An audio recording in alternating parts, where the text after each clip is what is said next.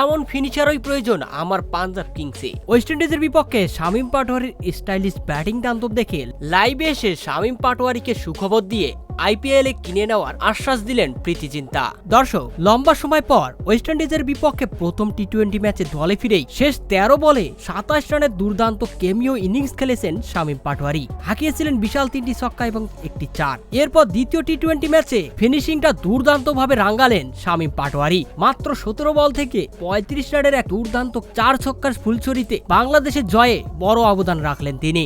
Of side কিংবা leg side, এমনকি পিছন দিকের বাউন্ডারিও বাদ রাখেন না শামীম পাটোয়ারি। আর এমন স্টাইলিশ ব্যাটিং করে বাংলাদেশ দলকে জেতানোয় ম্যান অফ দ্য ম্যাচও পুরস্কার পেয়েছেন শামীম পাটোয়ারি। আর শেষ দিকে শামীম পাটোয়ারির এমন পাওয়ার হিটিং দেখে লাইভে এসে প্রশংসার ঝড় বয়ে দিলেন পাঞ্জাব কিংসের মালকিন প্রীতি জিন্তা। তিনি বলেন, শামীম পাটোয়ারির এমন স্টাইলিশ ব্যাটিং আমার খুবই পছন্দ হয়েছে। পাঞ্জাব কিংস এবারের আইপিএল এর নিলাম থেকে তেমন একটা ফিনিশার আমাদের দলে ফেরাতে পারেনি। তাই আমি ভাবছি বাংলাদেশি এই শামীম পাটোয়ারিকেই আমার দলে ফিনিশিং এর দায়িত্বটা দিতে। পাঞ্জাব টিম ম্যানেজমেন্ট সরাসরি চুক্তিতে শামীমকে আমাদের দলে ফেরানোর ব্যবস্থা করছে। আশা করি শামীম পাটোয়ারি পাঞ্জাব কিংসের দলে ফেরালে পাঞ্জাব একটি শক্তিশালী দল হবে। তো দর্শক, আপনিও কি চান শামীম পাটোয়ারি আইপিএল এ পাঞ্জাব কিংসের হয়ে খেলুক? কমেন্ট করে জানিয়ে দিন।